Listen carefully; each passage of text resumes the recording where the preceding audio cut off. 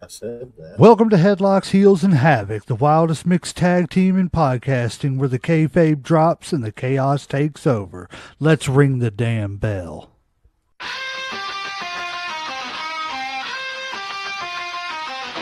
Headlocks tight, heels on the prowl, dropping elbows, hearing growl, feel the foul. No script here, just real, no bluff. Kayfabe crack, now the dirt gets rough. Headlocks, heels, havoc in the zone. Stepping in the ring, chaos at your home. No filters, no mask, just raw bare tone.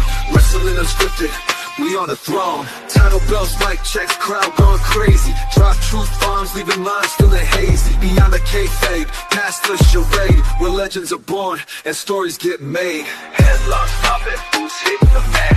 Welcome to the Havoc where the real talk's at. Tune in, step through, leave the fake at the door. Headlocks, heels, Havoc, now hear the roar. Welcome to the show, ladies and gentlemen, boys and girls, children of all ages. I am one half of the greatest tag team in podcasting, the legend J-Mac. With me, as always, is everybody's favorite uncle, Uncle Slam. What's up? Now, all right, folks, this episode just got a little extra attitude. Joining us today are the Sloans, a mother-daughter duo bringing both sides of the wrestling coin to the table. Veronica Sloan, never afraid to lean into the heel role, delivers sharp takes, bold opinions, and has zero filter. With Tori Sloan, balances things out as the voice of reason and proof that wrestling fandom runs deep across generations. Together, they blend humor, passion, and real talk, offering a unique ringside perspective that only a mother-daughter team can bring. From indie wrestling insights to spirited debates and plenty of personality, the Sloans are all about keeping it real and sometimes keeping it heated. So buckle up, because things are about to get interesting. Ladies and gentlemen, welcome the Sloans, Victoria, not Victoria, Veronica and Tori. How are you ladies doing? Oh, we're doing well, considering you woke us up so early. I'm sorry. I forget that you all are in a different time zone than us. Like, I've had to take that into account so many times whenever I'm talking to guests, because we've got a guy from Texas. He's coming on. What is it? Next week, I believe it is. Yeah. So he's Warhammer's his name, and I was we were trying to figure out. Okay, we shoot this time, but that's your time. This, and he's like, yeah, can we shoot for a little bit later time? Because so yeah. But no, we appreciate you all being here. Hope you all are surviving this cold. We were talking a little bit about it. You said you were from, Chicago? So, sir, used to it, but just gotten unused to it after a while. I have found comfort in the fact that winters really don't last that long in Southern Illinois. So I don't know what the hell it's doing this year, but it can stop at any time. I 100% agree. My old bones don't like it one bit. I think everybody's sick of snow and ice by now. Yes. The way I look at it, December's gone. I like snow in December. I'm ready for spring now. Yeah, for Christmas. As long as I get snow for Christmas, I'm happy. Then after that, I don't really want any more. Exactly. I get it. Well, I've got a final destination trap going on outside my front door, so I haven't left because I've got a tin roof, so all the ice is deciding to slowly slide itself down. So I just keep opening up the door. I just keep opening up the door and poking it with the broom and just hoping it'll fall eventually. And I ain't going out there. Trap. Yes, I'm telling you, man. It's like the Goonies on crack outside. But no, so let me ask you, oh my gosh, what made you all decide to get into the podcasting world as a mother-daughter duo? That's a good question. Wrestling is a huge hobby of ours, I would say. I've been a fan ever since the golden era. Don't want to age myself, but it's true. And it's not really something that I really pushed on my children. They brought it to me, and it's something that we found out that we can really vibe with. I have 4 children, and we're all very close. It's just she's my on-screen persona. If you've watched any of our shows, I'm sure you've seen a few of other of mine pop in. But it's just something that we all connected on, and we really enjoy coming together because we are so opinionated as a family. There are wrestlers that we agree on, but there are wrestlers we do not agree on. Mm-hmm. And it gets pretty interesting, doesn't it? Oh yeah, it gets heated, especially if they're going against each other, and then it's like full out war has taken place in the middle of the living room or throughout the entire house. It's scary, but it's a great time, and everyone has a ball. I've always said that that's the great thing about wrestling is one of those sports that can bring so many different people together that you would never expect to sit down and even talk to each other in a room, because 2 people who have never even talked to each other or would think to talk to each other can both be rooting for Stone Cold or The Rock or, whatever, and find that common ground. That's one thing I love wrestling for and everything. And I believe what you said just there is probably one of the main reasons that we decided to get into the podcasting part of it. We began to frequent independent wrestling shows throughout the area, kind of scoping them out and seeing which ones we thought, we're good, because let's face it, not all of them are. But it was those individuals. It was the passion of the crowd, the passion of the other individuals who share that same passion that we have for it. And we did not start out as a podcast. We did this for about a year as more of a vlog series where we just did exclusive interviews to help gain exposure for those individuals who are in the independent, wrestling world. There were so many promotions that we didn't know about, and that wasn't okay with us. So right. we decided to start showcasing this talent that is out there, these promotions that are out there. Now, our podcast, we don't, even though we do interview a plethora of talent, it's all about the promotion and who's involved in it. So that includes promoters, referees, ring announcers, fans. All of those individuals are super important to us. And we want to make sure that they have a platform to share their experiences, just to let the love for wrestling continue to grow. And we got hooked. So about a year after that, we said, let's try this whole podcast thing. We didn't have a clue what we're doing. We still don't. No, we didn't. We just are great at seeming that we do. Right. We put on a good show too, so we understand exactly what you're talking about, No, I totally get that though, because we're the same way. Like we always said that it doesn't matter who we get the chance to sit down and talk to on this podcast. I don't care if you're the ring announcer. I don't care if you're the commentary team. I don't care if you're the ring boy that sets up the ring. Mm-hmm. Whoever you are from top to bottom, we want to sit down and just put the spotlight on the professional wrestling business. Yeah. And to go to your point, what was it, Uncle Slam, 6 months ago? Well, roughly, I don't want to say 6 months ago, because October was about our 6-month anniversary of doing the show. Yeah. So, maybe around April was the first time we had ever even went to an independent show. I personally looked at independence as like, that's the dumbed down version. Like the B, CD type of deal. Right. That's as me and a bunch of my friends used to say, that's the battle of the no goods. Okay. Okay. Went to the show and blown away. Yeah. I love independent wrestling. It's put mainstream wrestling for me to shame. I follow way more independent wrestling now, and Tori's the same, than we do mainstream. Nothing against mainstream. It's great. Yeah. And I know that there are a lot of individuals out there on the independent circuit that hold those aspirations, and they do want to make it. But I love the fact that there's individuals that don't have that as their goal. They are there to continue putting the work and the effort in to let the independent circuit flourish. And the amount of talent that's out there that possess that capability, it still surprises me to this day. And I can't wait to see how much more of it is out there. Yeah.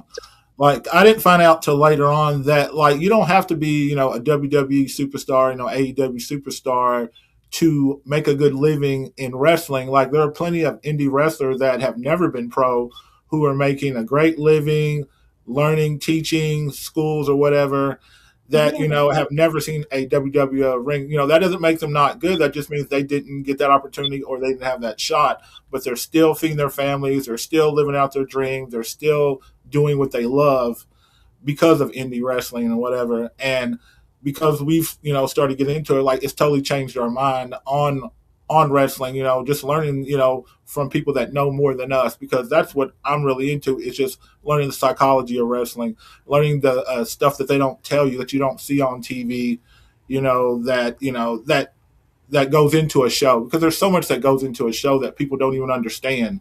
Booking talent, coming up with a story, getting it to, go through or whatever. It's true. It's true.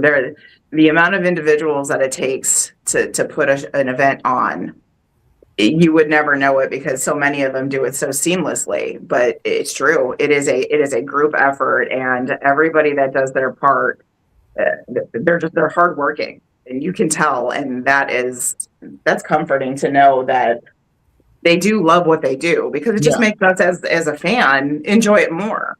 Yeah. Because you can tell when somebody likes their job and, like, when they just do it because they have to.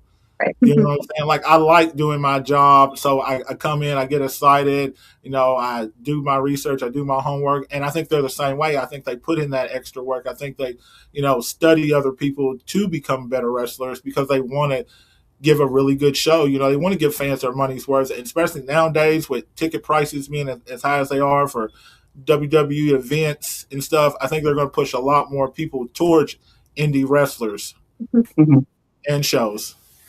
I agree. This is the time for independent wrestling because of all of those things that are happening going on. This is the prime time for all talent. It doesn't matter, again, like you are, ref. Talent doesn't matter. This is the time to be out there because so many people are turning into the independent wrestling and then getting hooked, just like it did to us. Mm-hmm. And it's even like I've said it many times on the show and everything. My daughter, she's 9 years old, and like since she was about 5-ish, I've been having her sit down here and there and watch like PLEs with me and stuff and everything. And she's gotten into a few of the characters. She likes Rhea Ripley and Io Sky, and she's a big Logan Paul fan just because she's hooked on Prime. I'm just like, Lord God, please, anybody but Logan Paul, please. Where did you go wrong? Right. Tell me about it, But so, she's gotten into it and everything, but she'll be the first to tell you that her wrestling, because we go to a lot of Elite Wrestling Alliance shows out of Danville, Kentucky. And we go there every month when they hold their shows. My daughter goes with us, and she'll tell people, I like watching WWE, but my wrestling is EWA. Like, that's awesome, because one, she's one, like you said, it's something we're bonding on. Two, it's something that she gets excited about. And three, she's smart enough to realize that, hey, I don't have to watch that to enjoy wrestling in general. I can keep up with those once a month shows. I've got my shirt that's got 500 autographs on it, so, she loves it. She's absolutely fell in love with wrestling. She's a big fan. That's great. I love to hear that. So who would you all both say is your individual favorite man and woman wrestler? We'll go mainstream. I'll let you take the lead. No. I had to think about this. Because I have too many that are way too neck and neck. So I have to spin it to you first because I have to think. This is way too tricky. All right. Fine. Big surprise on my picks. I'll go with my female first. I'm going to guess that they're Samoan. Why? I'm never trying to act like Veronica Sloan is predictable. You're right. So, my girl is Nia Jax. Okay. I love her dominance. I love the fact that she is a big, powerful woman because so am I. And I love that she doesn't give up. We all know that they let her go, came back in the Rumble, didn't she? I think yeah, she made her return through a Rumble. And I was so excited to see that and that they gave her another opportunity and that she's taking this opportunity and she's not wasting it at all. I don't feel she is. I think she's doing her best to improve herself on a variety of levels. And it's going to make her persona within WWE a lot stronger than the opportunity she had before. So I absolutely adore her. Finally got a chance. I didn't get to meet her, but I did get her attention because, I mean, I kind of have this thing where I have a really loud mouth. And Oh, really? I have a tendency to get people's attention. And so that was enough for me. Just to see that cheesy smile that she gave me and wave. Hey, sometimes that's enough. You're talking to the girl that made the entire bloodline turn around in the middle of a ring at a house show. Oh, The entire for some reason, Jimmy Uso, I can get his attention real easy, but I hate John Cena with every beat of my soul. I hate that man, and all they did was announce that he wasn't there, and I was cheering so loud. The entire bloodline turned around and looked at me. She says, "Thanks for wasting 30 seconds of my life. I'll never get back." So that was fun. He said, "You can't see me." She was like, "I wished I never had." That's whenever he says that, I just like, you're lying to me. But now he retired, so he finally meant it. Could you imagine how excited I was? Right. Fucking thrilled. You can't see me. You're damn right I can. It's about time. A year's worth of excitement just building and building and building. Which is funny because my daughter, my daughter Ireland, known as Tiger Roar, when she is her masked wrestling persona, loves John Cena. I failed as a mother. I don't know how, but It happens sometimes. You're that man. So his retirement match was interesting in this house. Oh yeah, especially between those two. divided house, I see. Yes. Oh yes. She was sad, and I couldn't have been happier. Man, that would be great. That must be the equivalent in their house. Uncle Slam is like a Louisville, Kentucky, divided house. My house, yeah. Yeah, because Uncle Slam hates Louisville, and both of his daughters chose to go to Louisville. Are you kidding? Which, hey, can't hate on them girls, man. They doing big things. So, That is true. That's true. Yeah. I got to show support for my babies. Say, suck it up, Dad. That's it. Don't care where they do it at. Just do it. I just don't wear red. That's it. So, Miss Tori, what would you say is your favorite male and female wrestler? Okay, well, so I'm gonna go female once again, starting off just like she did.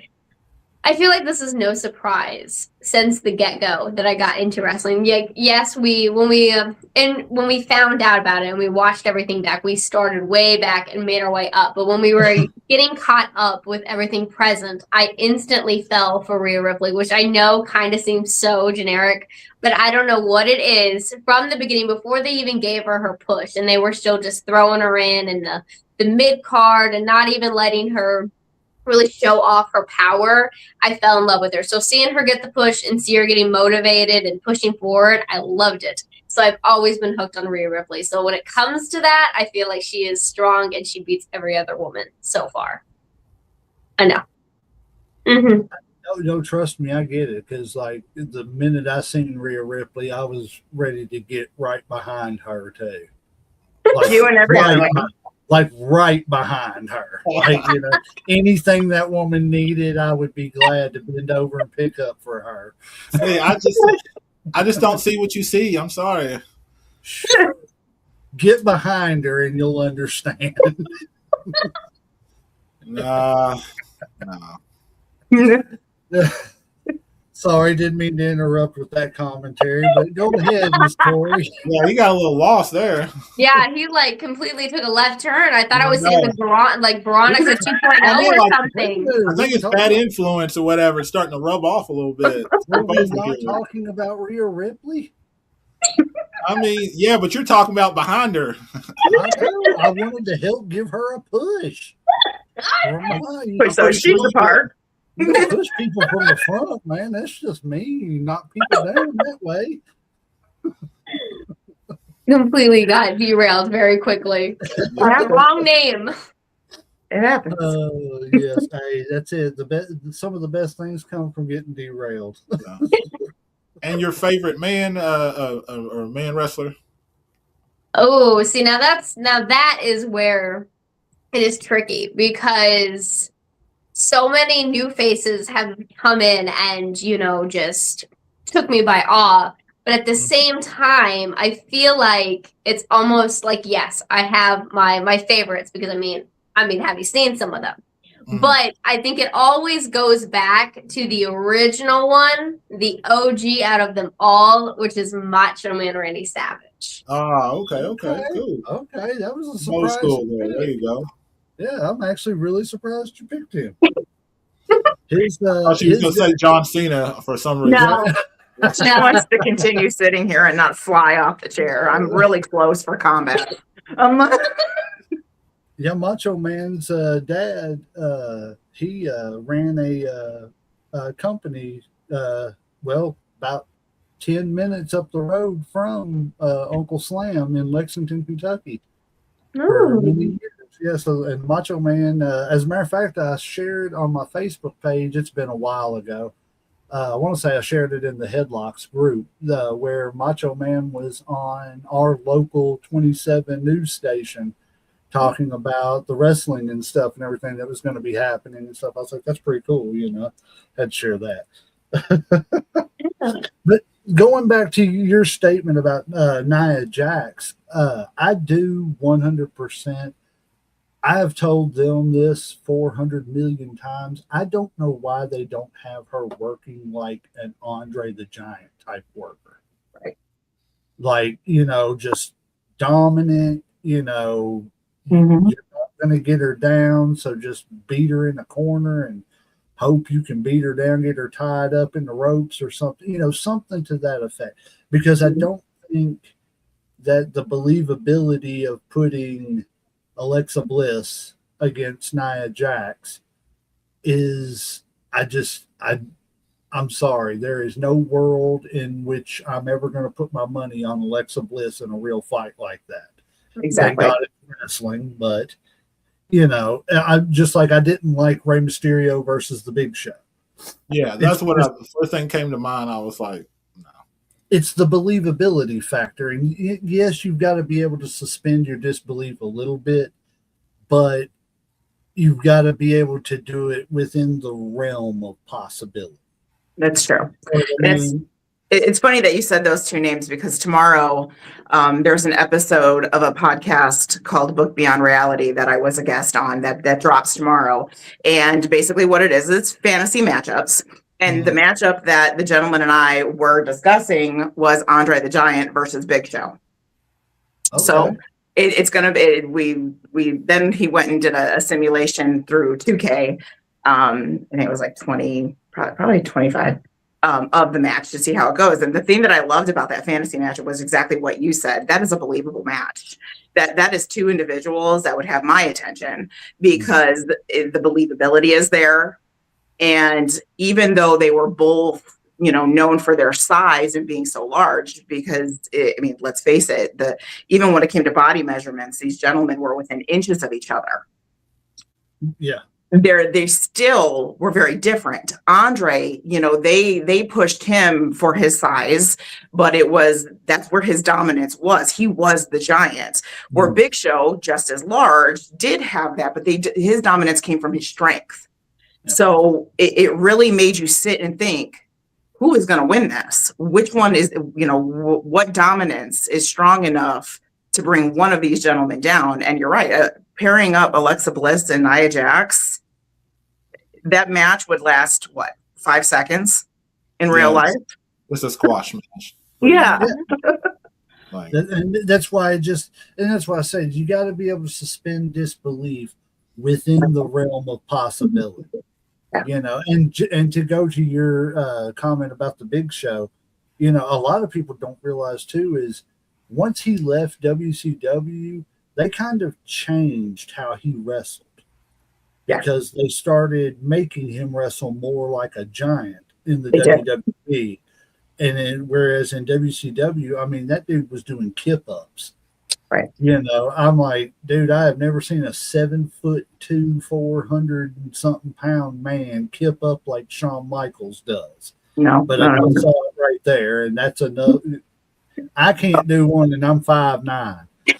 Well, the fact that they did that, I mean, obviously, they were trying to ride Andre's coattails with it because, I mean, WWE is known for that. They reuse gimmicks a lot. And that is probably one of the most frustrating things to me when it comes to WWE. So I was very relieved that they finally did let that go and did focus on the strength and the agility that Big Show, was capable of, because that made him stand out way more than just focusing on the fact that the guy's a giant. We get it. We can see that with our eyes on a daily basis. He walks in a room, the first thing you know, oh, that guy's big. Yeah. But the fact that he can get in there and move like that, now you have my attention.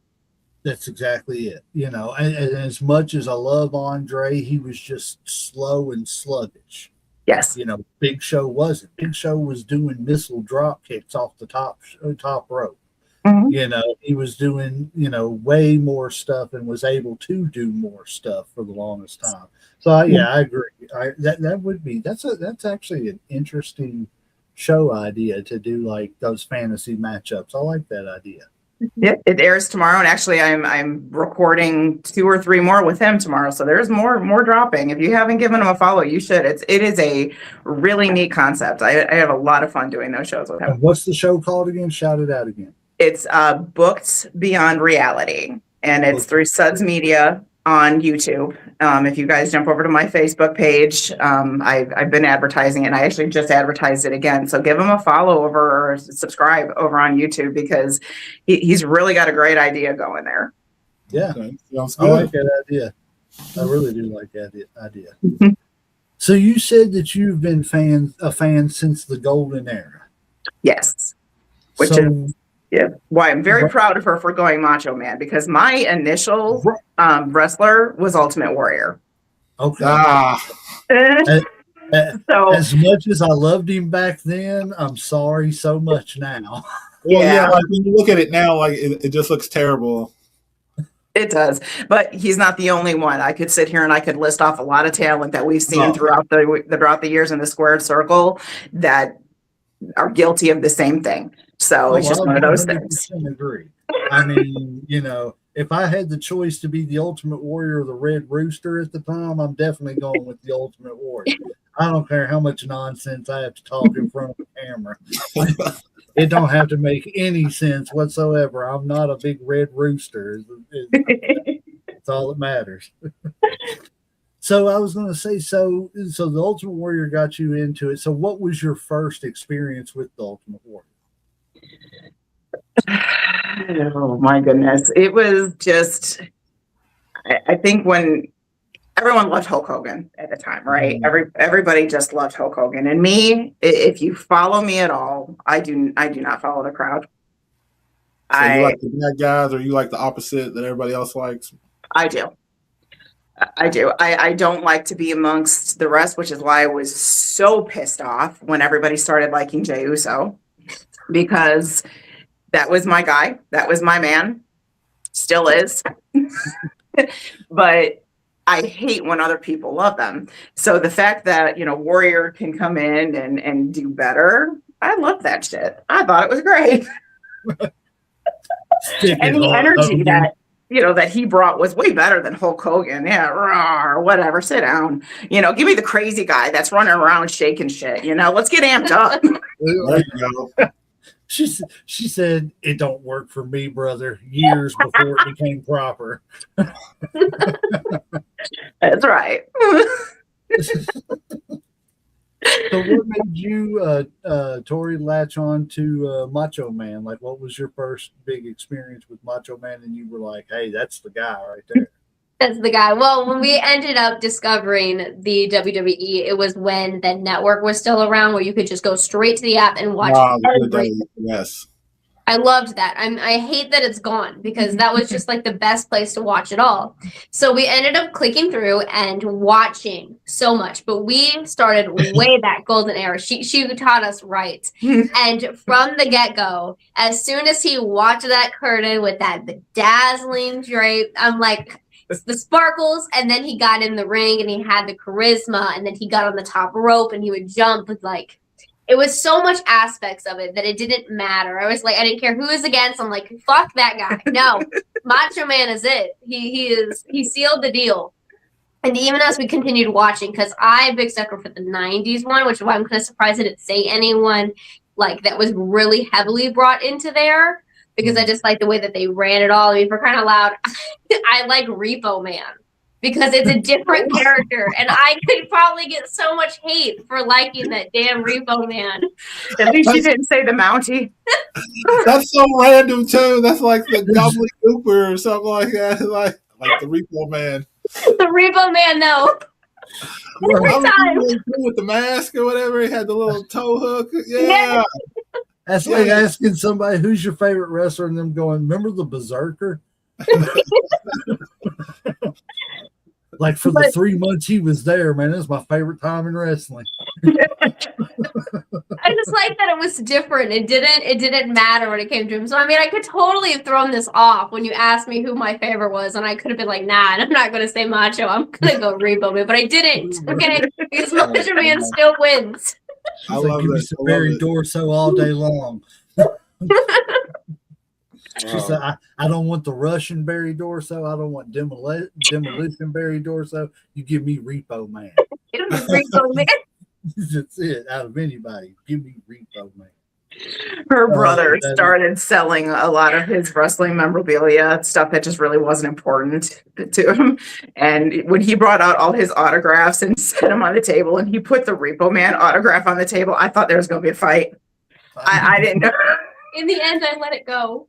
I let it go. I wasn't gonna be greedy, but man, I was like, You could have just cashed out in money. Hey, there you go. You could have bought you a Repo Man autograph, and you would have been. I know. Your fan trophy would have been, your whole cabinet. That would have been the centerpiece right there. The centerpiece could have just been a Repo Man. Get you a little black mask and put it right over top of it and everything. Man. You're ready to go. Maybe you're gonna be Repo Man this Halloween. Yeah. There you go. There you go. Repo Man is set. Repo Man and the Ultimate Warrior. You got the daughter duo. There we go. Right. You got Tori just sneaking down the street, and you got Veronica just boom, running up and down, give me all your candy, making people's doors right. Candy, shaking the doors left and right. Trick or treat, trick or treat. I did run to one. It was our first house show for WWE. You lost me because of some guy dressed as Ultimate Warrior. It was some bodybuilder. He was dressed up just like the Ultimate Warrior. And when it comes to, everyone knows when it comes to Veronica, Tori has to watch her. So I'm holding her hand like a child, by the way. I am holding on to her like she is my daughter. And I look away for 2 seconds, and all of a sudden she's no longer holding my hand, and she's standing by this bodybuilder dressed as Ultimate Warrior, like, take my picture. She's like, hey, look. Sometimes you just got to deal with what's in front of you, okay? That was as close as I was going to get, okay? I wasn't missing this opportunity. There you go. And if you squint your eyes just enough, put some tassels on his arm, that's all you need, He looked really good. I mean, his costume was good too. But the tassels were hanging real nice, I see. Right. Among other things. Tied real good and tight, and by the chimney with care, and hopes that the Ultimate Warrior soon would be there. Oh man, no, they used to do a. I used to be a part of a beard club here in Kentucky, and every year up in Louisville they do a. It's a beard competition, but it's based around wrestling, and it's called Whisker Mania. Hmm. It is. I don't know how close to Louisville you all are, but Close enough. I'll need the information. it's definitely well. The sad thing is the this year's was I think this weekend, but And you're telling me now. Okay, now I know you're on my Facebook page and you see my adoration for beard. So this one I am not letting you slide by on. I am so sorry, but I will get the information. Look, it's not till tonight, so you might still be able to. I don't know how close you are. You know, I don't need to have anybody. You know, He's panicking. Yeah, see, you're waking me up early on a Saturday. Right, and you don't tell me about the beard competition. And I'm getting the side eye now, so that's not good. This is not good. Messed up. But it was no, we went a few years ago. They stopped doing it when COVID hit and everything, and they just now got back to doing it. But people come dressed up like the Ultimate Warrior. I mean, there was one year it was snowing outside, and people were dressed up in tights and no shirts, just beards everywhere. Like our beard club, we got the idea that we just dressed up as the NWO one time. I was Scott Hall. The tallest guy was, of course, Kevin Nash. The president of the beard club was Hogan, so on and so forth. It's a good time. And plus it's for a good charity too. So, I mean, you know, that helps everything always. But yeah, you all should definitely check it out. It's called Whisker Mania. I will definitely send you some information on it and everything, because if you're that into beards and that into wrestling, hey, it may just be up your alley. You might want to get one of those backpacks, you know, like the monkey with the tail. Yeah, so that need a leash. Need a leash, so we're gonna have to. Right. You know, I already have to, you know, take care of her and watch her so closely. Now I'm going to put her in that kind of environment. Yeah, no, she's needing the backpack. It's going to be attached. Nope. It's going to be at my wrist. Nope. I mean, look, I don't handcuff you to me. Like, get an air tag also, and make sure that she doesn't have any scissors. No scissors or knives to cut the line or anything, so that she can take off, you know. I'm stronger than she is. I'll pick her up and just run with her. Let's go. Drag her. Oh, look at that one. Ooh. Get one of the, what is it, the dog leads that has, like, you know, the metal wire in it. So she can't just, she's going to have to bring some wire cutters if she wants to get off of them and everything. Like, Mom, why are you bringing the toolbox to Whisker Mania? Don't worry about it, okay? You don't need to be bringing that. What are you doing? I can't miss a prime petting opportunity. Right. So what indie promotions do you all pretty much promote and everything around your all's area? Around our area, we have slim pickings, but we are very proud to go ahead and give as much exposure as we can to Strictly Insane Pro Wrestling. Mm-hmm. It's funny because even though they are out of Crossville, Illinois, and sometimes Albion, I don't consider them Southern Illinois, a Southern Illinois promotion. A lot of their talent comes from all over, and really I don't think any of them live in Illinois. I don't think so. I think they all range from whether it's Indiana, Kentucky. Yep. We've seen a few Tennessee ones come in recently. One's in Missouri. Yeah. But other than that, it's all towards Indiana and Kentucky. Yeah, so that's why we never actually label them as Southern Illinois. I don't think just because like when we're listing them, we never say it because we always just pair them with the Indiana area, even though they're not.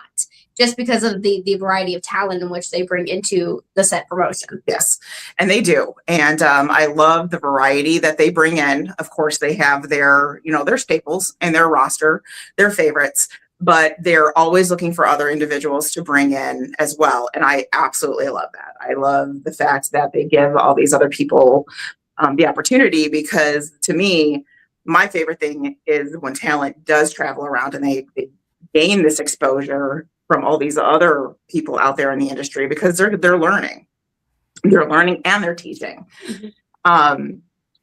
But outside of the talent, there is so much more when it comes to that promotion. All the individuals who work it, like we talked about, the reps, the security, the fact that the concessions that they do, what they do for their crowd is amazing. Sam Cosby is the promoter. He works very closely alongside with his friend Debbie, Don Miller. And these people really do know how to cater to their fan base.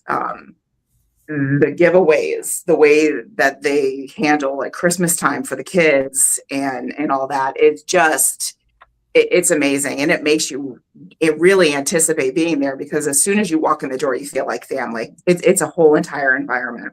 Oh yeah, from the get-go. Yeah. And it's not even just the hospitality that they show to their fans, it's the talent as well. Yes. They make sure that they are fully set. That back, they have all the room that they need, depending on the area. Like if it's a tighter space, they'll stretch it out. Yeah.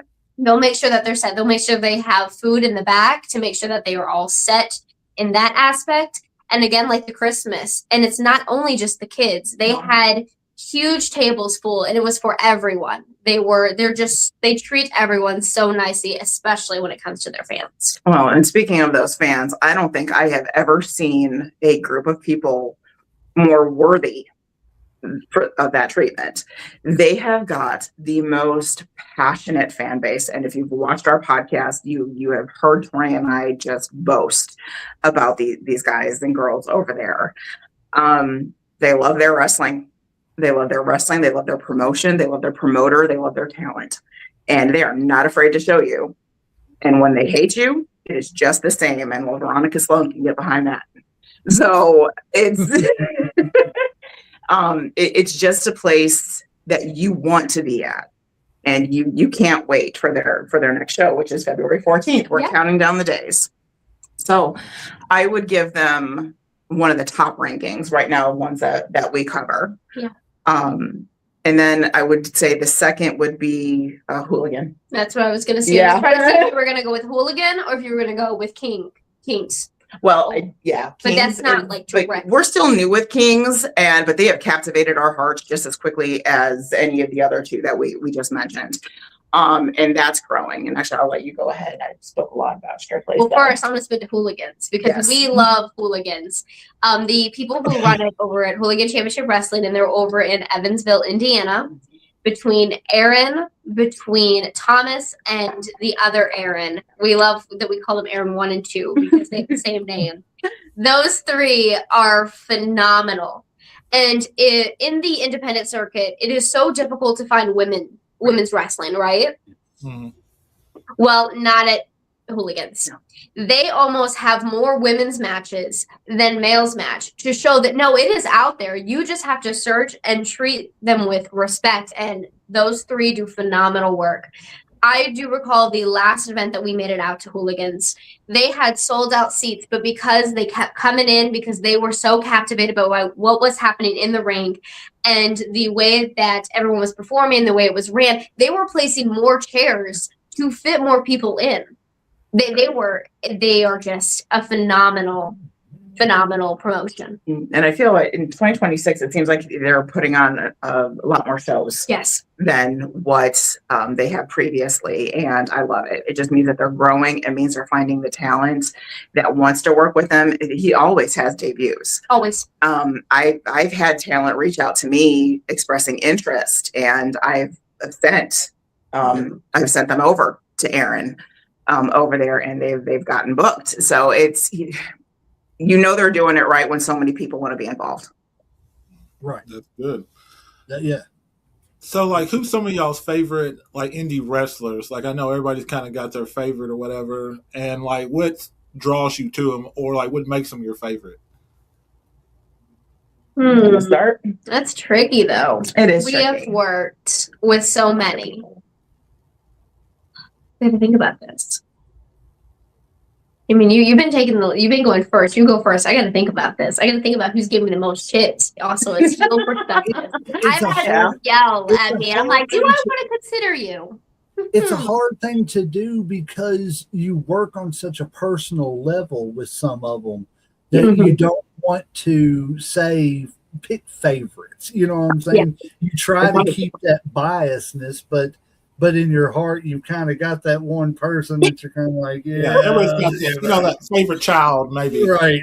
Like, I ain't gonna Well, talk about I'll take the Veronica public, answer. I mean, I'll take the Veronica Sloan answer. And Chase Nally has a great Oh beard. my god. I feared that it would go this direction. The one man that can come into our Sloan's After Dark, our Ringside Rivalries podcast, and he will steal the show by just popping in chat, and he knows it because he will happily be like, I know, I exploded, I'm aware. And you can find him at Strictly Insane Pro Wrestling as well as Hooligan Championship Wrestling. So I think that was the main reason why she picked said promotions. Oh, okay. So she's a little biased. It's all right. Yeah, but he knows. He's aware. Well, hey, as long as he knows, then that you got all bases covered. I'm not shy. Oh, trust me, I know that by a long shot. Trust me, I know that. I have watched enough episodes. What can I say? I like what I like. Nothing wrong with that. That's exactly it. Also, while I'm thinking about it, I was supposed to shout you all out to. I don't know if you all know her or know of her. She's a lady that lives over in Western Kentucky. She is a manager. She goes by the name of Calamity Jane. Okay. But she wanted me to shout you all out to her because she is trying to have more people and more females and stuff on her shows and stuff too and everything. So I was like, I will be more than happy to shout you guys out and see if you guys get it. Yeah, look her up on Facebook. Her name's Calamity Jane. She is a manager for, I don't want to get this wrong, I want to say it's Kentucky Championship Wrestling, KCW. I think that's right. I think it's correct. But yeah, she's a manager there and does her own podcast. She's an awesome lady, brilliant. You know what I'm saying? And that's one thing that I love about her is that she's not out there just trying to be a face. Right. She's got a mind too, and she's not going to be. She's not one of those ones that you're going to just, I may have a pretty face and we may use that as part of the package, but it's not going to be what we're going to focus on. Right. Let me cut promos and stuff too, because I can do that too. I got a mind and a mouth, and it's not just here. Look at this, But yeah, she told me to shout you all out and try to get you all into contact with each other. So there you go, Calamity Jane. Okay. Like, we're on it. Thank you. No. What was I was going to ask you all something, and I can't remember what it was I was going to ask you all. I forgot to write. I've been over here writing notes down about the all the promotions you've been telling us and everything. I've been jotting the names of them and everything. So because, like I said, we're 6 months roughly into the indie promotion. So it's like, this is all brand new to us. Cause like I said before, I used to think of it as like the dumbed down version and I ain't wasting my money on that, but like we've, after going and seeing the kids that get involved, you know what I'm saying? And like, how my daughter has got involved and responded to it. It's like, just like Uncle Slam has said many times on this show, I can take everybody in my family to an indie show and then go out to eat afterwards. Right.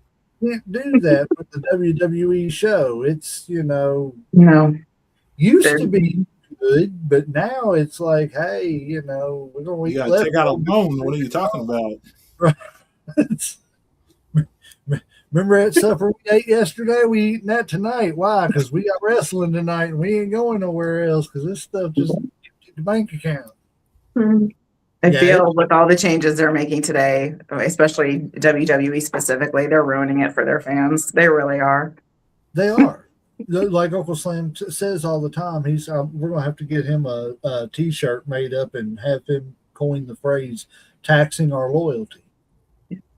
And that's exactly what they're doing because they know we're going to pay for it. They know people are going to pay to watch the Royal Rumble, to watch WrestleMania, to watch these things. So they're like, let's just jack prices up. And they've openly admitted that they're going to keep jacking prices up. Oh yeah, because they can. That's it. In 6 months of attending EWA events, I have not seen a price hike once. We've seen price decreases. Yeah. See? And that's the thing, it's like when business is good, you can do things like that. If and you can do things like that and still keep business coming in and still make plenty of money to where you don't have to, take everybody's money, because if you can't, what people don't understand is those performers, they're going to go out there and they're going to do what they do, whether there's 30 people in the seats or whether there's 300 people in the seats. But it's easier to get 300 people in the seats if it's cost efficient and family friendly. Mm-hmm. And that's what I was going to say. I've actually seen business flourish with that decrease in price because more people can afford it. And they're getting, and a lot of times, more than what's worth, what it's worth. But yeah, we've seen houses. Well, same thing like with Hooligan. The crowd continues to grow because they're making it affordable. They're making it worth it. And there's so many people that just don't have that mindset out there when it comes to business, and they should. 100%. You do. I understand the business model of raising costs at certain times, but there needs to be made more popular, more, whatever, that we decrease prices when the times also, demand that. Sometimes you got to learn to read the room or whatever. You got to realize, okay, like not everybody's got a ton of money. Not everybody's rich right now. You know what I'm saying? We're kind of, struggling, so let's cut prices so we can, give people opportunity to take their minds off of, their problems for a couple of hours and be able to, spend some time with their family instead of, oh man, that's more money I had to come out with. Man, how am I going to come up with that and stuff, stressing. That's what's good about wrestling. For those couple of hours, you don't have to think about that bill I got. I don't have to think about my bad kids. I can just go enjoy the show, get it, engrossed in it, and, have fun. And then afterwards, I could probably meet the people up close and personal. I mean, we've got a chance to meet a lot of the wrestlers that, if it was WWE, we would never get to meet some people. You could talk to them, shake hands. Most of them are really cool, real friendly. Of course, you're always going to have an asshole here and there, but most people, we've always met through indie have always been really cool with us, real friendly, always, hey, we'll come on your podcast. We'll talk to you. We don't mind signing some T-shirts. If you're doing something for charity, we're down for you. Yeah. It's just a whole different animal. It is. It really is, because it's so much more personal, and it's not just on the performance level. It's on, every level, especially, with people in our positions where we have podcasts and, we get a little bit of extra insight, into, them and be able to talk to them and stuff and everything. But it's just, like he was saying, even for the fans that don't do podcasts and stuff like that, they get to stick around for a few minutes after the show and get a picture with their favorite wrestler. The engagement is strong, and that's what keeps the crowd coming back. And talent, and like you had said, there's some talent out there that isn't maybe as giving when it comes to that, and they're doing themselves a disservice. They really are, because keeping that connection with your fans is going to get that word out there. And not only just are they, coming back to see the show, but we've seen them bring more people. So it's really something to step back and look at on, they're bringing to the table way more than just what you do in the ring. What you're doing outside of it is just as important. Yes. Yes. You got to build those relationships with the people on the outside as well as on the inside. It's not just, it's funny. I'm up here looking at the preview show of the Royal Rumble, and I look up and all I see is the Ultimate Warrior just bolting it down to the ring.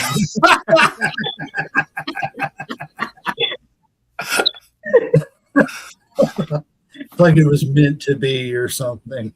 I feel like I need to get up and do a lap around the house. There you go. So, you know, hey, just for old time's sake, you know. But no, we have some new segments we are trying out here on the show, and we've got one that we're still kind of working on the name and everything, but I'm going to call it the Eliminator for today. It's a working title, guys, so you know, just bear with us. But you all get to be the first recipients of it, and we're going to do it Samoan style. Oh no. Okay. So what I get for picking my favorite male wrestler would be a whole entire family. Yeah, that's what you get. Well, what I'm going to do is I'm going to start out and I'm going to give you 2 Samoan wrestlers. Okay. Or 2 people who are in that Samoan dynasty family. Okay. And you have to eliminate one. Oh. And then we're going to go to the next. You just do not want to be my favorite person today, do you? But the thing of it is you don't get to know who's next. Oh. So you could eliminate somebody and want to keep them around. So then that the final person is your final Samoan pick. Okay. All right. All righty. So we will start this out with High Chief Peter Maivia versus Rikishi. See ya, Peter. See you, Peter. That one's the easiest one. You have to understand, when it came to the Samoan dynasty, the whole reason that I fell in love with them was Fatu. Okay. So we have Rikishi versus Rosie. Oh, bye, Rosie. By Rosie. Rikishi versus Roman. Well, considering that I took do you remember when they came out with, like, Roman Reigns had a new t-shirt like every week, and then they came out the ones that said the tribal chief is my daddy? Yes. Well, even though I'm looking at my life-size Roman Reigns cutout right now, because yes, I have them in jumbo. He's standing next to the Usos. That's great. I went and I had that shirt fixed. And that shirt, I have Tribal Chief cut out with a red slash and Rikishi written on top. Oh. So it reads, Rikishi is my daddy. Bye, Roman. All righty. So Roman got the boot. All righty. So we are going to go with Sam Fatu, better known as the Tonga Kid, versus Rikishi. Sticking with my man. Rikishi's still in there. He's starting to realize he should have put Kishi so early down the line. I didn't know she was such a big Kishi fan. Loyalty. Right. Hey, the one person in the world who wants to receive the stink face willingly. Give it to me a few times. Right.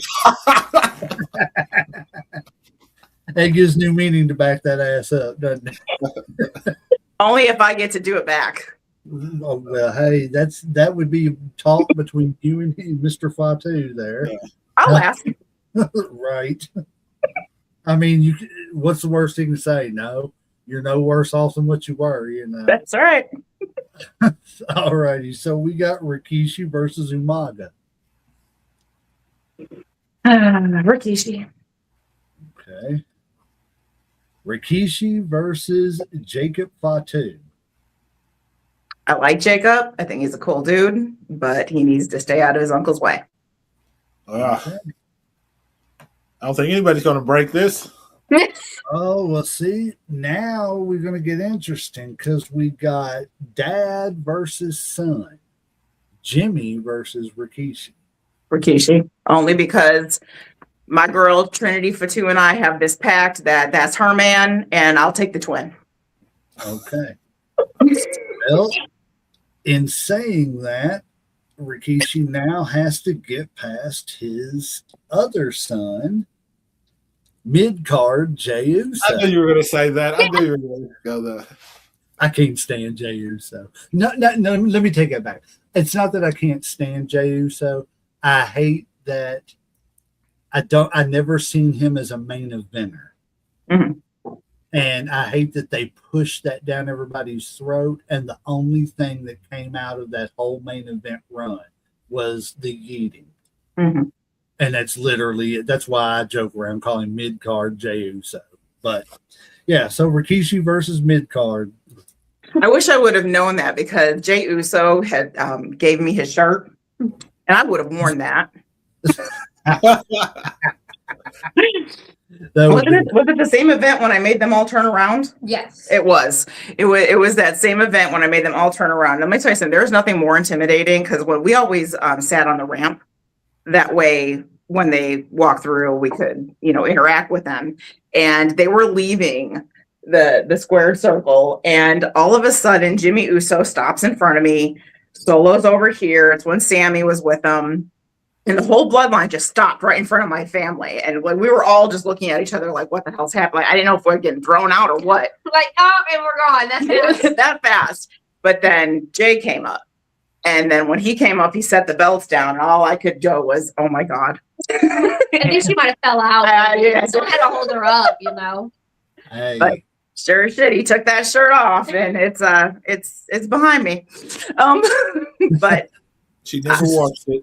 she said, and it still smells like coconut. Not that I smell it. Because if I remember correctly from a previous podcast, you don't care for coconut. I love coconut. Okay, I thought it was. He just makes it smell a million times better. Oh, okay, there you go. Coconut and Uso, what a better combination. I can't think of any. But Rikishi can go sit down. Oh, so I know what that's about Rikishi's waiting. losing to mid card. Okay. So we got Jay versus Solo. Solo Sikoa. I knew it was. I was What? waiting for you to. Oh. I was waiting for you to get to that point. Really? So I'm kinda Solo shocked. is beating I don't know why. Jay, or Solo You want to tell the is story? You want to tell the story of when he debuted? so Solo wins or Solo loses? No. Jay can go sit down by Daddy. Solo is my man. Oh, wow. Okay. At least she's keeping it in the family. Right. It's easier that way. Closer can, deeper in, Let's see. We got Solo versus Zilla. Solo. Okay. So Solo versus Rocky Johnson. That family. Solo. Alrighty. Solo versus The Rock. Bye. The Rock doesn't even need to exist. Solo. Oh, damn. I hate The Rock. I think it's the Rock more than John Cena. I do. Really? Okay. We will have to touch on this real quick here in a second. So Solo versus Jimmy Snuka. And Solo. that would actually surprises me. I did not know that Jimmy Snuka was a relative of the family. Really? Oh, really? Yeah, I did not know Yeah, that. And Solo versus the last opponent, Yokozuna. Well, even though Yokozuna is Solo's middle name, Solo. So Solo walks away as the champion for the bloodline. Well, I can't say their last name. How do you? I know why. And Hawaii. Yeah, Yeah. that's pretty How you- close. Yeah, that's how you say it. How she said it. I'm just going to dub your voice saying it over mine every time I have to say it. from now on. So, I promise I'm not trying to copyright infringe or anything. I've never been able to say that name to save my life. That's why I say the bloodline family, because it's like I guess every family's a bloodline there, buddy. Calm down. But no, Uncle Sam, you got any questions for him? Just a couple. I know y'all do, what is it, like 4 different podcasts or whatever? We do. 5 total. 4 of them are specifically independent wrestling. Yeah. So, how do y'all have time to do all that? And, do y'all have regular jobs too or whatever? Well, yeah, we do. But I have the luxury of working from home, and I also homeschool my children. So I am in complete control of my schedule 100% of the day, and I make time for what I love. That's because awesome. I know, us just doing 1 is kind of a, full time. And I know y'all, like I said, doing 4, almost 5. And then you have a family too. The balance, would kind of be hard with most people because you have to spend time. But I guess it works out for you, like you said, because you do work at home. It is a lot easier. You're a lot more flexible. Yeah, I have a really cool boss. Okay. And plus, we can divide and conquer. Yes, that's the luxury of us being a duo. Some things she does way better than I do, and vice versa. So it's a divide, conquer, split, and we come back together, and it just merges beautifully together. I guess that's another luxury of being mother-daughter. I mean, we're on the same wavelength without having to be in the same room. Cool. What is the biggest thing you've probably learned from doing your podcast, like you would say? The biggest lesson or something that you didn't know that you kind of figured out as you went on? Not everybody is deserving of the attention that we give. Oh, okay. I hear that. I agree with that too.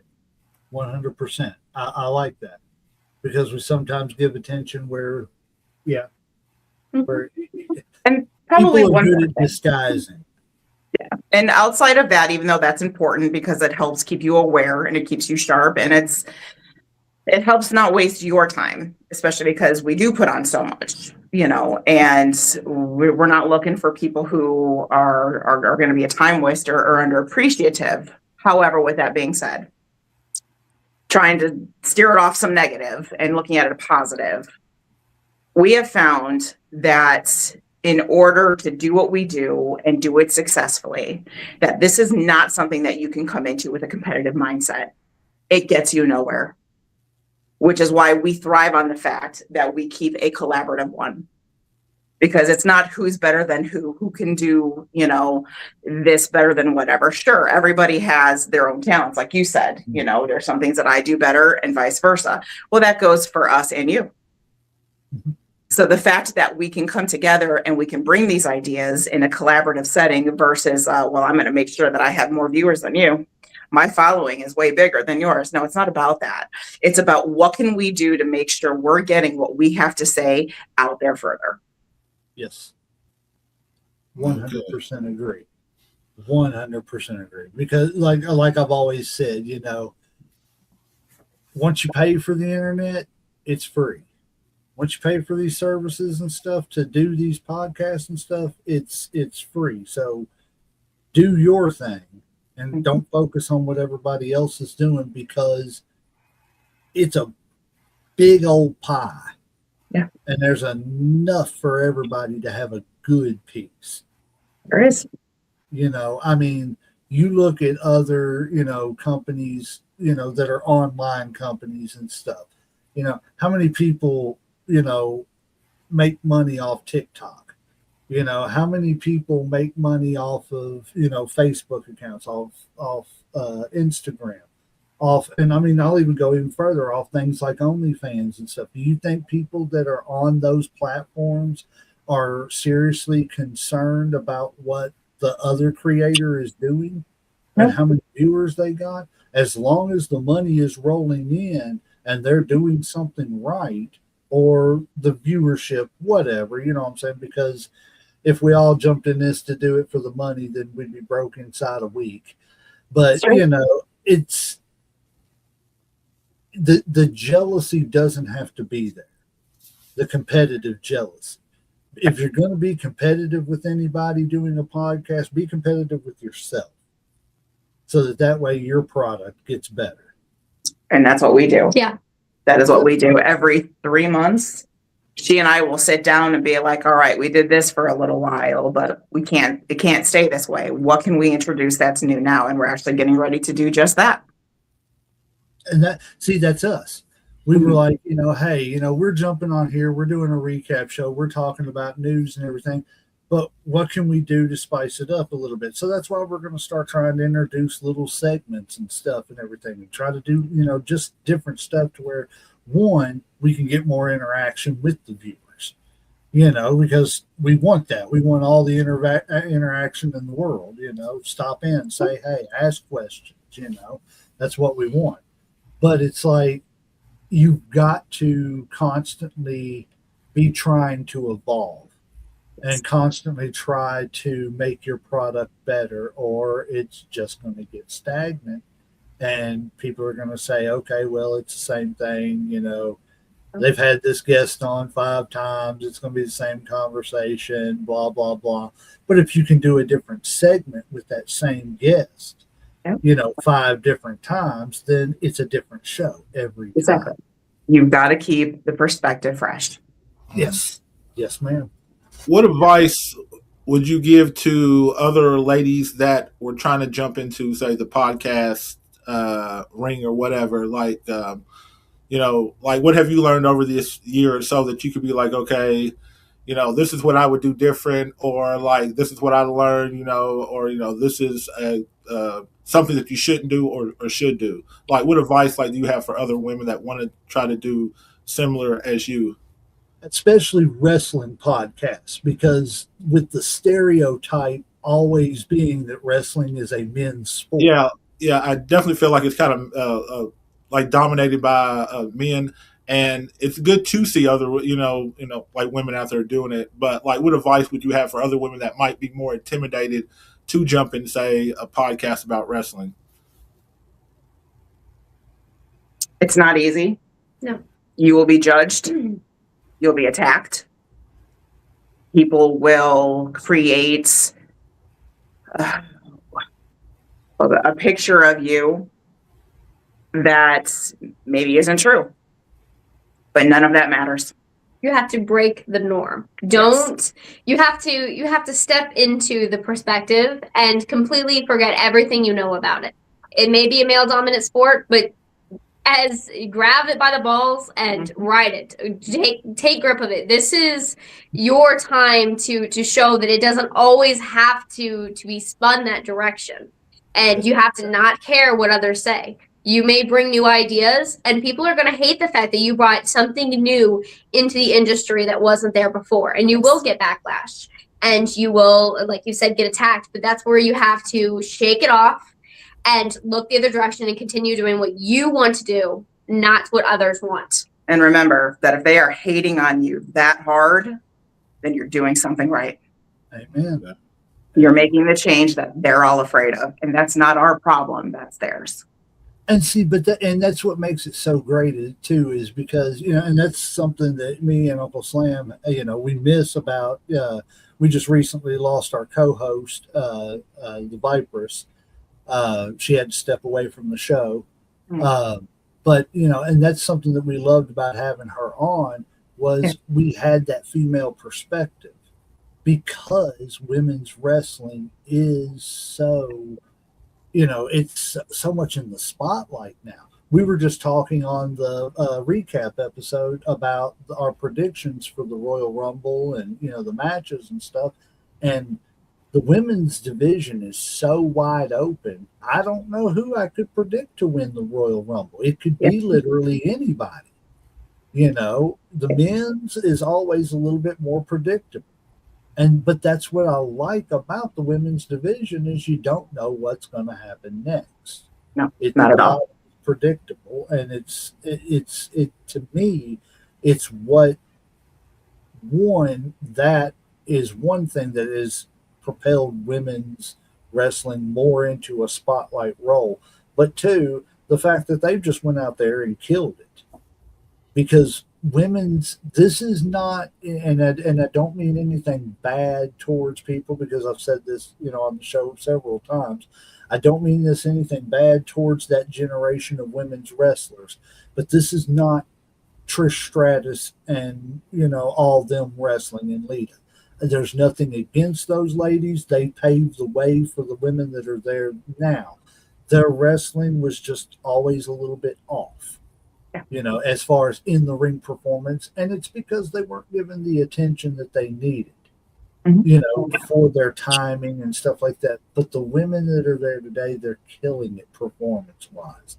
They're going out there and putting on sometimes better matches than all of the men's matches on the card. So, you know, it's great to have the women's perspective in a sport that is starting to be co-dominated by women. You know, and it's only an asset to the sport to have voices like your alls out there and on shows, you know, which is why, like I said, I hate that we lost, you know, the Viperess. But, you know, we understand, you know, she's got things she's got to do too. And real life always comes first. But, you know, it's a complete asset. I love seeing women start podcasts, talk about wrestling and stuff like that too. Because it's just, I don't know. Like I said, the stereotype to me was always, well, if you listen to a woman talking about, to me, this was the stereotype in my head is a woman could start talking about wrestling, get 10 facts straight correct, say one fact wrong, and she's immediately stupid, doesn't know what she's talking about. She don't know nothing about wrestling. Yeah. It's just because she's a woman. Well, guess what? I've heard that before.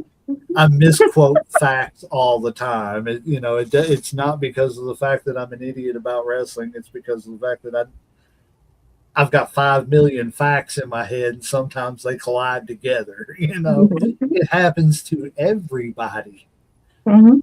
But no, it has been definitely a pleasure having you all on, and I am glad to see you all doing what you all are doing and succeeding. Do you all want to plug all your all shows and everything before we get out of here or anything? Absolutely. So when it comes to wrestling, it all started with one podcast, and that is our OG Slam Stories, which is one of our more interview-driven podcasts where we sit down one-on-one with an individual or a tag team, what have you. I think we've even had a faction at one point. But it's a deeper dig into their wrestling careers. It's their stories, which is why we call it Slam Stories, because we want to know about everything, the good stuff, the bad stuff, what got you here today, what would you do different, stuff like that. So that's what that series is. It's more of our PG. I'm not going to say, because we actually, I mean, if you've seen our shows, our ratings go from TV PG all the way to TV MA. It depends on what's coming out of our mouths. That one tends to stay more PG out of all of them. Then we now created our newest one, which is still along the lines of the interview podcast, and that's Carnage Chronicles. But that is where we dig deeper into those individuals that do like the death matches. We know that that's not for everybody, so we decided to separate it and give it its own spotlight. So that's that one. But then we flip it a little bit. We do. And I'll let you talk about the other two and what they're about. We kind of spin out of the interviewer role, and we almost lose a little bit of control a lot of the time. And if you're excited about an upcoming event that is taking place, and you know how all the heat builds and it builds, well, we have pre-show preview where we will have a panel or a select few of individuals come onto the show, and we will ask them some of the interview questions and revolving around the match, event, everything like that. However, a lot of the time they get rudely interrupted by their said opponent. Where whether it starts in chat, we've had a few instances where it happened to chat, and then they joined us live on screen, and well, you can imagine how that blew up. We've had times where we've had nearly 7 gentlemen and women on at the same time. That was rough. And it got heated. It gets heated, and we lose control. But it's amazing because, it's all about that event. It's all about what happens, and then that weekend the event takes place, but it's all about building, and you see that hype, and you see it growing, and then, it just really getting ready to take place. Well, then you have our other show, Post Match Parlor, where it is what happened after. We will sit and we will discuss and we will say everything that took place and what happened, the results, and really break it down, kind of like what we do in pre-show preview prior and our picks, which again, then we decide to get heated because we don't always agree on the same wrestler. No. So then post-match, we have our footage, we showcase. And then we will also occasionally have individuals join us on it and discuss whether we've had people come on and be upset by their loss and, you know, spin out of control about it. Or they come in and they show, like, look, I am the new champion. So it is all about different kinds of takes, whether you want the aftermath, whether you want the hype, whether you want the interviewing, whether you want to see that interview and hear those crazy stories of people with the blood and guts over in Carnage. Yeah. That is all of our wrestling related ones. But now, as we just said, you know how we always try to keep things fresh. We are actually going to be kicking off a new little series. Now, this isn't a live. It's going to actually take us back old school to videos, how we originally started. And as you had mentioned in your introduction of us, I play more of the heel role. I'm the devil's advocate. I'm the one that's going to get you all riled up. This one here is the face. She's sweet. She's innocent. She's, I don't know. You don't get them as riled up as I do because I feel like the heels are they're already ready to shut you down. But I accidentally poke too many buttons and it ends into an explosive confrontation. So with that being said, we are going to start dropping videos again very soon to showcase what we used to do, exclusive interviews. Except Veronica is going to interview faces only, and Tori will be doing exclusive interviews with heels only. And we're going to see just how wild these interviews can get. So keep an eye out. I actually am going to start recording Veronica's exclusive this next week. So those drops will be coming soon. Sounds awesome. Ooh, Sounds like can't you wait. got a lot going on for real. It keeps us out of trouble. And well, sometimes it gets me into it, but I like that just the same. Especially when you step onto the Sloan's After Dark or Unscripted, which is just spontaneous live streams where we can go from doing tortilla challenges, we can go into having the random slumber parties, risque games. I mean, it ranges from everything. Her locking me in a room with having to escape. Like, it can range from anything because that is where we step out of the wrestling. Yes, we still bring up wrestling, but it's really a step out to just the Sloans overall. Yeah. I saw a small tidbit of that. Now, am I to assume that Miss Tori does not like dolls? Yeah. Okay. Yeah. I saw the same one where he locked her in the room and there was a code. There was a set of numbers. Yep. And that code had to do with Solo Sokoa. So how can you all be sitting there and telling me you watched that episode, yet you are going to act surprised that Solo won? No, It was his birthday, wasn't it? Or no, it was his appearance day. Either I think it was His debut day in WWE. yeah, debut, and she had to put it in a certain order or whatever. That's what it was. Yeah. Yep. That is absolutely great. That is absolutely great. It wasn't that great. Oh, she's okay. like, no, it wasn't. No, it It wasn't. was not. I'm going to shut you down real quick. It was not great. Especially when I found that half of them had music boxes. So when you go to pick one up, you know, I ended up throwing one at one point. Didn't mean to, but no.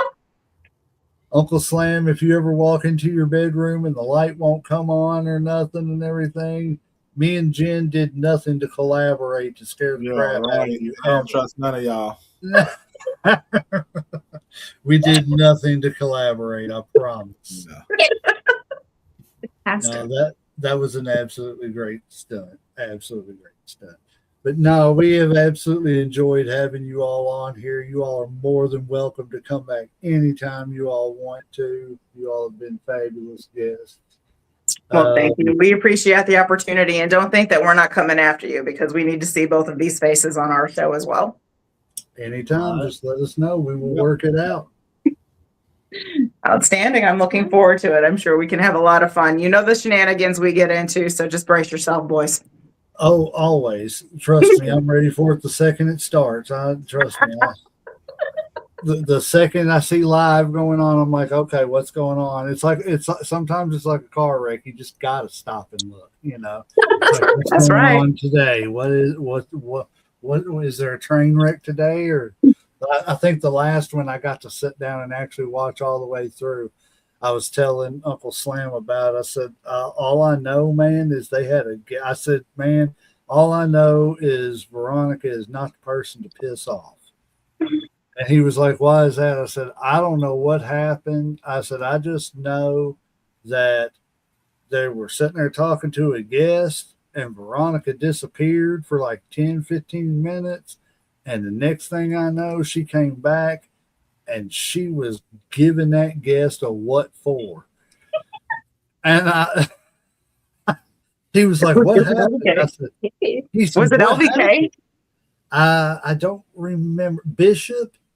Oh, Bishop. Yes. Yes. Well, So- he deserved it. And he's learned his lesson. Yeah, I think Like he I where, said- where did he go? Go on to Prince? Is that who did he jump on? No, he did, but I think what he's talking about is when he ran his own little podcasting and he started like, I don't retract. When you stand up for yourself, don't retract. And that's what he did. And man, I handed it to him. I was like, which one? I I'm got sitting here watching it going, oh shit, what's happening now? I was like, what is going on here? Because we are live. This ain't no private chat. We are live. He's like, we are live. Like he's about to do it. We are sitting here live watching the Sloans. Right. I And was like, Veronica's giving it to him. I was like, okay. That happens. It happens. It's like a light switch. Yeah. So, okay. Note to self: do not get on bad side.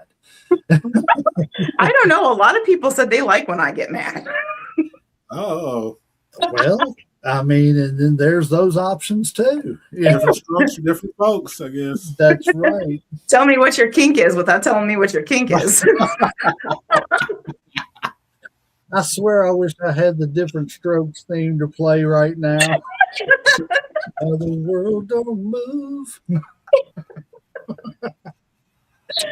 Man. Well, ladies, we are going to let you all enjoy the rest of your afternoon since we woke you up so early in your morning. We appreciate you all being here. And like I said, you all have an open invitation. Anytime you all want to come back, you let us know. Definitely. We will get it done and have another great episode. All right. Appreciate y'all being here for real. Well, thank you for the invite, and we will absolutely be back. I know I had a great time. Totally. I had a phenomenal time. Thank you so much for the invitation. Sounds good to me. Guys, the referee has hit that 3 count, so we are going to ring that damn bell.